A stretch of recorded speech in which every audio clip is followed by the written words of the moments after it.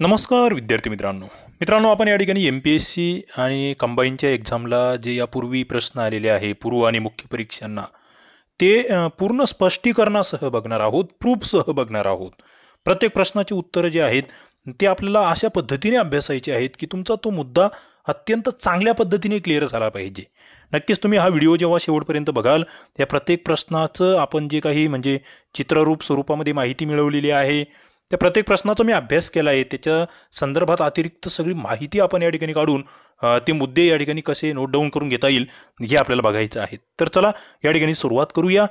बघा इथे प्रश्न असा होता की 1818 नंतर महाराष्ट्रामध्ये माउंट स्टुअर्ट एल्फिन्स्टन यांनी विविध भागामध्ये अधिकारी नियुक्त केले। ते भाग व अधिकारी यांच्या जोड्या जुळवा म्हटलेलं होतं। मग खानदेश, धारवाड, पुणे आणि अहमदनगर असे 4 ठिकाणं होती। कोणत्या ठिकाणी कोणते अधिकारी अशा पद्धतीचा प्रश्न होता। आणि इथे जर बघितलं तुम्ही तर खानदेश भागामध्ये कॅप्टन ब्रिग्ज होते, त्यानंतर धारवाडमध्ये थॅकरे होते, पुणे या भागामध्ये बघितलं तर हेनरी रॉबर्टसन आहे आणि अहमदनगर बघितलं तर पॉटिंजर आहे। आता आपल्याला नेमकं याचं ॲनालिसिस काय करायचं आहे, आपल्याला या ठिकाणी बघायचं आहे की हा प्रश्न कोणावर आला आहे, माउंट स्टुअर्ट एल्फिन्स्टन यांच्यावर। आम्हाला यांच्या संदर्भात अधिक माहिती असली पाहिजे। या ठिकाणी तुम्ही फोटोमध्ये बघतायत, मग हे कोण होते कारण की यांच्यावर प्रश्न विचारला जातोय। बघा या ठिकाणी मराठी विकासपीडियाचा आपण आधार घेतलेला आहे आणि माउंट स्टुअर्ट एल्फिन्स्टन जर म्हटले तर यांचा कालावधी 1779 ते 1859 असा त्यांचा पूर्ण त्या ठिकाणी जीवनकाळ आहे। ते ब्रिटिशकालीन जे आपला मुंबई प्रांत आहे त्याचे गव्हर्नर होते, हे या ठिकाणी लक्षात ठेवा। पण त्यासोबत एक इतिहासकार सुद्धा आहेत, हा मुद्दा सुद्धा आमच्यासाठी महत्त्वाचा आहे। मग त्यांना का लक्षात ठेवलं जातं, का इतिहासामध्ये त्यांचं नाव आहे, तर त्यांची नेमणूक दुसऱ्या बाजीराव पेशवेच्या पुणे दरबारामध्ये 1801 मध्ये रेसिडेंट बॅरी क्लोजचा सहाय्यक म्हणून झाली होती सुरुवातीला। नंतर ते वेलस्लीचे परिसहाय्यक सुद्धा राहिले। पुढे नागपूरला भोसलेंच्या दरबारामध्ये रेसिडेंट म्हणून सुद्धा त्यांनी काम केलंय। त्यानंतर 1807ला शिंद्यांच्या दरबारामध्ये त्यांना जावे लागले, नेपोलियनची स्वारी होईल असं त्या ठिकाणी जे म्हणजे भीती वाटत होती इंग्रजांना, त्यावेळेस शहासुजा याच्याशी मैत्रीचा तह करण्यामध्ये यांची महत्त्वाची भूमिका आहे। पुढे 1811 मध्ये पुण्याला पेशव्यांकडे रेसिडेंट म्हणून त्यांची नेमणूक आहे। म्हणजे कशा पद्धतीने त्यांचा कार्यकाल वाढत गेला। पुढे पेशवे आणि जहांगीरदार यांच्यामध्ये जो संघर्ष झाला त्याच्यामध्ये जहांगीरदाराची यांनी बाजू घेतली, मध्यस्थी केली। पुढे त्र्यंबकजी डेंगळे यांच्यावर बडोद्याचे गंगाधर शास्त्री पटवर्धनाच्या खुनाचा आरोप ठेवून त्यांना त्या ठिकाणी मानहानिकारक तह जो आहे तो पेशव्यांवर लादण्याचं कार्य यांच्या काळात झालंय। पुढे इंग्रज मराठा तिसरं युद्ध आपण बघतोय। या ठिकाणी एल्फिन्स्टनने मराठ्यांचा खडकी कोरेगाव या ठिकाणच्या लढाईमध्ये पराभव केलेला आहे। बघा खडकीची लढाई, कोरेगावची लढाई माहीत असलं पाहिजे। मराठी मुलकावर एल्फिन्स्टनची प्रथम दक्षिणेचा आयुक्त म्हणून नेमणूक होती आणि नंतर त्याचं ते कौशल्य बघून 1819 मध्ये मुंबई प्रांताचा गव्हर्नर म्हणून त्यांना नेमले जाते। आणि मग सुमारे 8 वर्षाचा कालावधी, हा कालावधी महत्त्वाचा आहे। आपल्या याच्यावर प्रश्न येतात 1819 ते 1827 या कारकिर्दीमध्ये एल्फिन्स्टन मुंबई प्रांतामध्ये कार्य करतोय, सामाजिक राजकीय शैक्षणिक आमूलाग्र बदल करतोय, खूप चांगलं कार्य करतोय। त्यामध्ये मग साताऱ्याच्या गादीवर प्रतापसिंहाला त्यांनी बसवलंय, ते इंग्रजांचे मांडलिक संस्थान त्यांनी केलं। त्यानंतर इंग्रजी न्याय, कायदा, शिक्षण पद्धती ही एकदम या ठिकाणी लागू करू नये, तर हळूहळू त्या ठिकाणी जनतेमध्ये ते आणावं असं त्यांचं मत होतं। त्यांनी पूर्वीची रयतवारी पद्धती सुद्धा या भागामध्ये चालू ठेवली। ओके, तो मुद्दा लक्षात घ्या। पुढे कलेक्टरला फौजदारी न्यायाचे अधिकार त्यांनी दिले। हिंदी लोकांना उच्च पदाच्या जागा द्याव्यात, ते सुशिक्षित होऊन आपणास आपले बस्तान आवरावे लागले तरी हरकत नाही, अशा स्वरूपांचं त्यांचं मत होतं। म्हणजे बघा या ठिकाणी इतरांपेक्षा थोडंसं हटके। ओके, मातृभाषा आणि इंग्रजी भाषा यांच्या शिक्षण पद्धतीचा त्यांना संस्थापक आपण म्हणत असतो। म्हणजे इंग्रजी भाषा इथे भारतामध्ये आणणे पण त्यासोबत मातृभाषेला प्रोत्साहन देणे हे काम त्यांनी केलं। पुस्तकं छापण्याचा छापखाना ती काढतायत, त्याची कल्पना त्यांची आहे। विद्वान ब्राह्मणांना दक्षिणा वाटण्याची पद्धती जी होती त्यांनी बंद केली, दक्षिणा फंड काढला त्यांनी आणि शिक्षणाला प्रोत्साहन दिलं। बघा इतरांपेक्षा वेगळं काय, लॉर्ड यांच्या संदर्भात आपल्याला हे माहीत असलं पाहिजे। त्यांनी भारताचं हिस्ट्री ऑफ इंडिया हा जो ग्रंथ आहे तो लिहिलेला आहे, हेही माहीत असावं। तर अशा पद्धतीचे मुद्दे या ठिकाणी एल्फिन्स्टन संदर्भात आम्हाला माहीत असावेत। पुढचा प्रश्न बघा काय आहे, जोड्या जुळवा। मित्रांनो अशाच पद्धतीने प्रत्येक प्रश्नाबद्दल आपण बघत जाणार आहोत। याच्या आधी आपण प्रश्न घेतलेले आहेत, मात्र त्या ठिकाणी मी स्पष्टीकरण देत नव्हतो. काही जणांचे कमेंट्स होते की सर प्रत्येक प्रश्नाचं व्यवस्थित स्पष्टीकरण झालं पाहिजे, थोडं कमी प्रश्न घेतले गेले तरी चालतील. आणि मी आता तो बदल केला आहे. मी प्रत्येक प्रश्नाचा खूप म्हणजे चांगला अभ्यास करतोय, जो अभ्यास तुम्हाला दुसरीकडे कुठे भेटणार नाही, आणि त्या पद्धतीने आपण जातोय. म्हणजे तुम्हाला प्रत्येक परीक्षेसाठी या मुद्द्यांचा खूप उपयोग होणार आहे. बघा, दुसरा प्रश्न या ठिकाणी होता जोड्या जुळवा. आता काही जणांना तेव्हा कळलंच नव्हतं की नेमकं काय भानगड आहे. इथे श्रीराम करुणा, श्री समर्थ करुणा, गंगारत्न माला, नवरत्न माला, आणि पुढे मग दिलं होतं नरहरी, गिरीधर, श्रीधर, दिनकर स्वामी. बऱ्याच जणांसाठी हा प्रश्न नवीन होता. मात्र मित्रांनो, इथे जर तुम्ही बघितलं तर हे या ठिकाणी हे संत मंडळी आहे, थोडीशी समाज सुधारक म्हणूया आपण, थोडी मध्ययुगीन कालखंडातली, आणि त्या ठिकाणी हे त्यांचे ग्रंथ आहेत, हे लक्षात घ्या. आपण त्याचे संदर्भ शोधलेले आहेत. इथे जर बघितलं उत्तर तुम्हाला डायरेक्टली सांगतोय मी. श्रीराम करुणा हा ग्रंथ दिनकर स्वामी यांनी लिहिला आहे. आता हे दिनकर स्वामी कोण होती हे आपल्याला बघायचं आहे. थोडक्यात जास्त पाल्लाळ नाही आहे, मात्र थोडं तर माहीत असो ना. MPSC याच्यावर प्रश्न विचारते आणि आम्ही त्याबद्दल काहीच वाचायला तयार नसेल तर मग आम्ही कुठेतरी चुकीचा अभ्यास करतोय, लक्षात घ्या. श्री समर्थ करुणा हा ग्रंथ गिरीधर यांचा आहे. त्यानंतर गंगारत्नमाला हा ग्रंथ नरहरी यांचा आहे, आणि नवरत्नमाला हा ग्रंथ श्रीधर यांचा आहे. 1 नंबरचं उत्तर इथे होतं. आता आपण यांच्याबद्दल थोडं बघूया. बघा, विकिपीडियाला काय माहिती दिली आहे दिनकर स्वामींबद्दल. दिनकर स्वामी अहमदनगरजवळील तिसगाव मठाचे मठाधिपती, आणि त्यांचा ग्रंथ स्वानुभव दिनकर हाही तुम्हाला माहीत असावा. ओके, स्वानुभव दिनकर. आता पुढे नगर जिल्ह्यामध्ये त्यांचं कार्य आहे. तिसगावजवळच्या वृद्धेश्वराच्या डोंगरामध्ये त्यांनी सुरुवातीला अनुष्ठान वगैरे केले. थोडंसं त्यांचं पार्श्वभूमी, सारंगपूरहून समर्थ जे आहे ते तिसगावजवळ सिद्धेश्वर मंदिरात आले. त्यांना पाहताच त्यांनी ओळखलं अनुग्रह देण्याचा महात्मा हाच वगैरे. म्हणजे त्यांना त्या ठिकाणी कशी हे दिलं, शिष्य भेटला, गुरु शिष्य परंपरा, त्या संदर्भातला हा मुद्दा आहे. समर्थांची शिकवण, त्यांनी आधी प्रपंच करावा, मग परमार्थ विवेका म्हणजे कुटुंब सांभाळून या ठिकाणी हे कार्य केलं. स्वानुभव दिनकर ग्रंथाचा उल्लेख आहे. आणि पुढे स्वामी जे रामदास स्वामी आहेत यांच्यावर त्यांनी श्रीराम करुणा नावाचा ग्रंथ लिहिला आहे. आणि आपल्याला प्रश्नामध्ये हेच विचारलंय, श्रीराम करुणा. बघा, संदर्भ कशा पद्धतीने शोधावे लागतात, ते कसे असू शकतात ते आपण बघतोय. पुढे श्रीधर स्वामी यांच्याबद्दलही आपण बघितलंय. बिलोली नांदेडमधील हे होते. दत्त महाराजांचा आशीर्वाद यांना होता. श्रीधर स्वामी तुम्ही बघताय त्या ठिकाणी चित्रामध्ये. आणि त्यांचा आर्य संस्कृती नावाचा ग्रंथ सुद्धा गाजलेला आहे. ओके, तो तुम्हाला माहीत असला पाहिजे. त्यानंतर वरद हळ्ळी या ठिकाणी त्यांची महासमाधी. त्याबद्दल त्यांनी काय केलं आहे तर संपूर्ण भारत भ्रमण केलं, हिंदू धर्माचा आणि समर्थ संप्रदायाचा प्रचार केला. सज्जनगड, शिवथरगड, चाफळ या ठिकाणांचा त्यांनी विकास घडवून आणला, हेही आम्हाला माहीत असलं पाहिजे.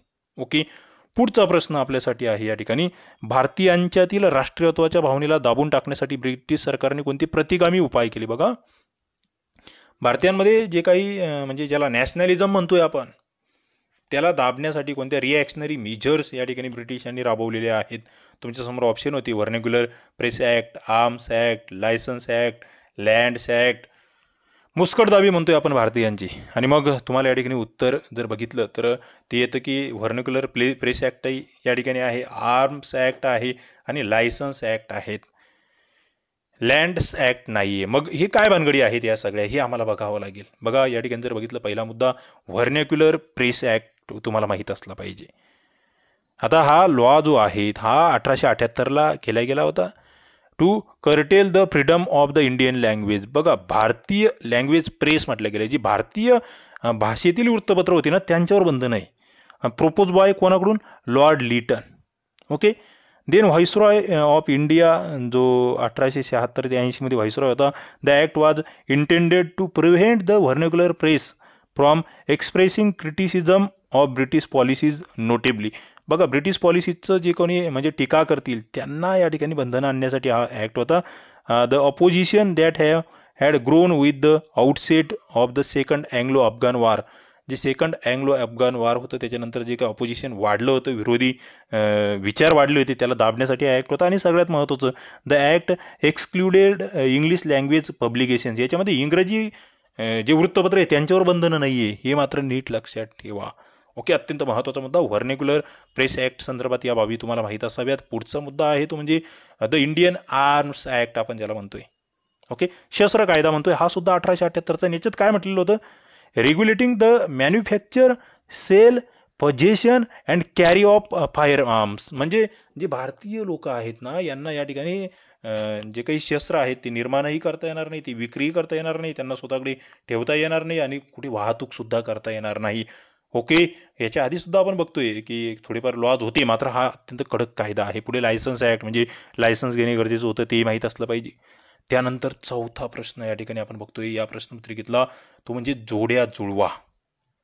बघा या ठिकाणी काय विचारलेलं आहे, गोविंदाग्रज, बालकवी, धनुर्धारी आणि नाथमाधव. आणि पुढे दिले रामचंद्र वी टिकेकर, द्वारकानाथ पितळे, राम गणेश गडकरी आणि त्र्यंबक बापूजी ठोंबरे. आता तुम्ही इथे जर बघितलं तुम्हाला लक्षात येईल की यांची टोपण नावं विचारलेली आहेत. आता आम्हाला बालकवी बऱ्यापैकी माहीत असतं. ओके, त्र्यंबक बापूजी ठोंबरे, आता कोणाचं कसं वाचन आहे त्यावर डिपेंड आहे. गोविंदाग्रजही बऱ्यापैकी आम्हाला माहीत असतं की राम गणेश गडकरी आहेत. आणि मग हे दोन जर माहीत असेल तर आमचं उत्तर बऱ्यापैकी जवळ जाते आणि हे दोन माहीत असणं अपेक्षित आहे. तुम्हाला हे दोनही माहीत नसतील तर समजायचं आपला अभ्यास फार कमी आहे. म्हणजे एचं 3 आणि बीचं 4 जर तुम्ही केलं तर तुमचं उत्तर काय येतं आहे, 1 येतं आहे. आणि मग धनुर्धारीचं रामचंद्र टिकेकर, नाथमाधव, द्वारकानाथ पितळे, मग यांच्याबद्दल थोडी माहिती आम्हाला करून ठेवावी लागते, कारण की पुढे भविष्यात जर विचारलं गेलं तर आमचं उत्तर चुकायला नको. बघा राम गणेश गडकरी, कवितेतला राजहंस अशा स्वरूपाचं त्यांच्यावर पुस्तक आपण बघतोय. Marathi poet, playwright and humorist from Maharashtra.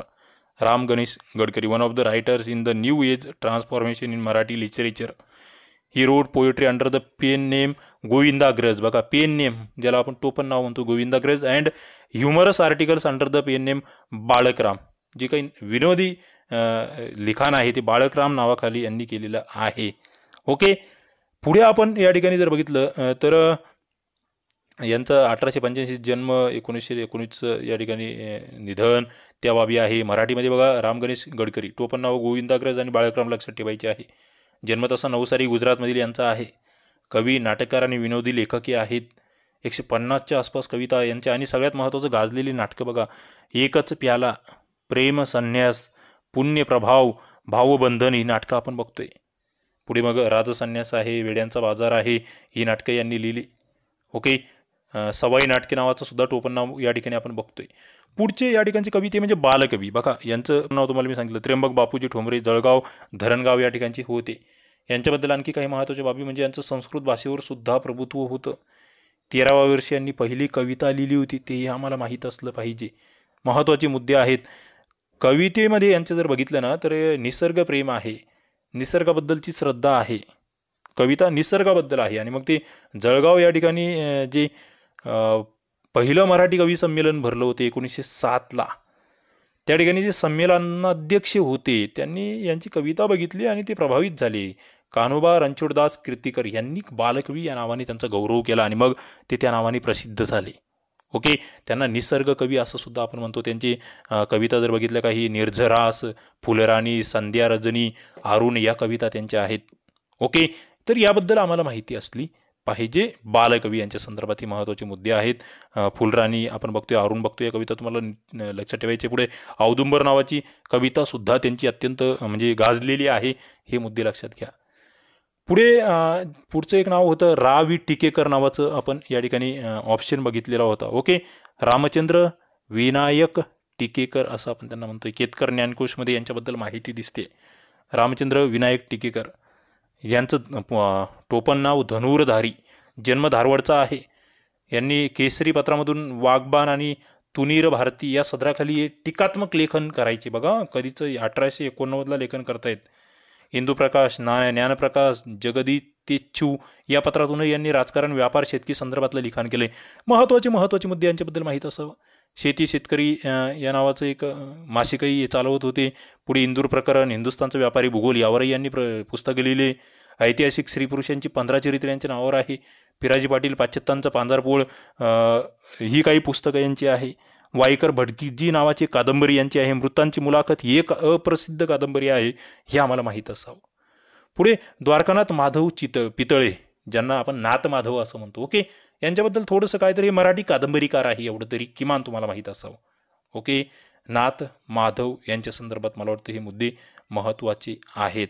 Dwarkanath Madhav Pitale बघा, त्यांनी स्वतःच्या नावातील नाथ आणि वडिलांच्या नावातील माधव यावरून नाथ माधव हे नाव स्वतःला दिलं होतं असं आपल्याला म्हणता येईल. आता यांचा जन्म तसा मुंबईमधला आहे. ओके, त्यांना पुढे वाचनाची आवड आणि मग त्याच्यातून त्यांच्या विविध कादंबऱ्या, त्यामध्ये तुम्हाला कादंबरी तुम्ही बघतायत की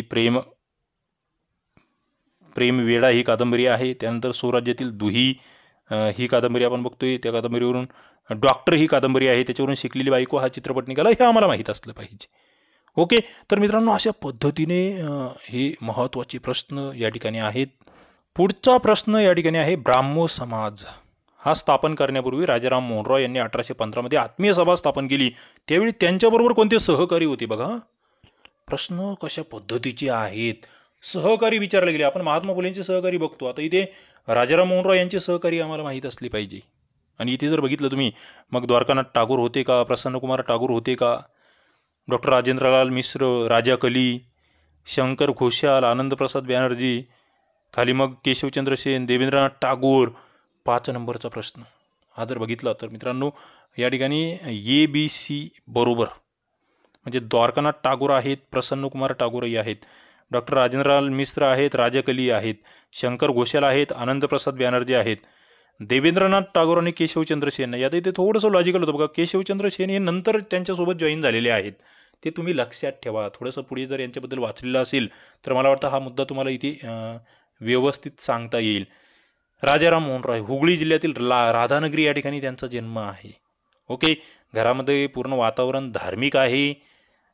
मात्र यांनी पुढे जाऊन मग स्मृती पुराणांचा अभ्यास केला, कुराणाचा अभ्यास केला, बायबलचा अभ्यास केला आणि सगळ्या धर्माचा अभ्यास करून देवता आणि त्यांचे अवतार यांचे आणि मूर्तीपूजा हे सगळं अयोग्य आहे, एकच परमेश्वर आहे असं या ठिकाणी यांचं मत झालं. पुढे हे बौद्ध धर्म समजून घेण्यासाठी तिबेटमध्ये सुद्धा गेले होते.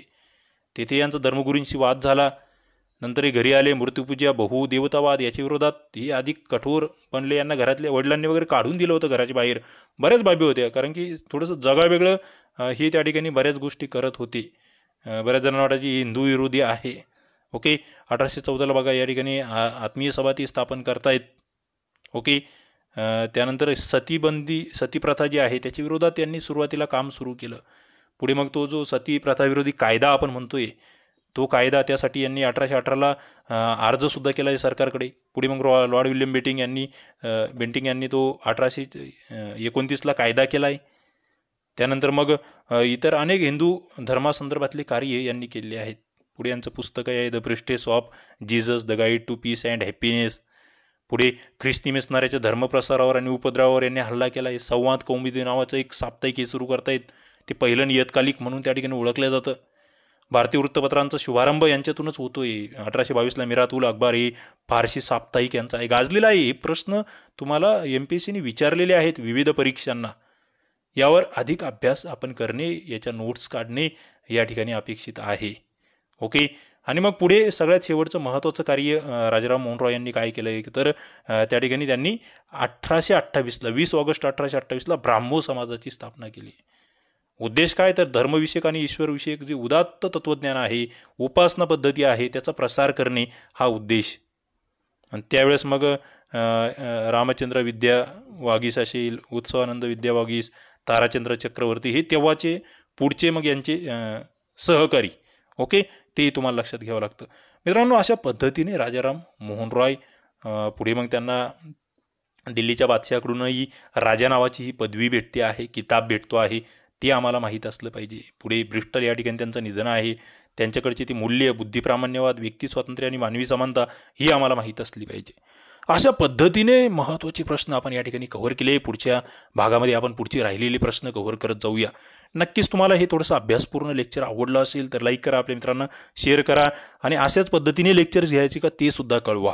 ओके, चला या ठिकाणी आपण थांबूया. धन्यवाद.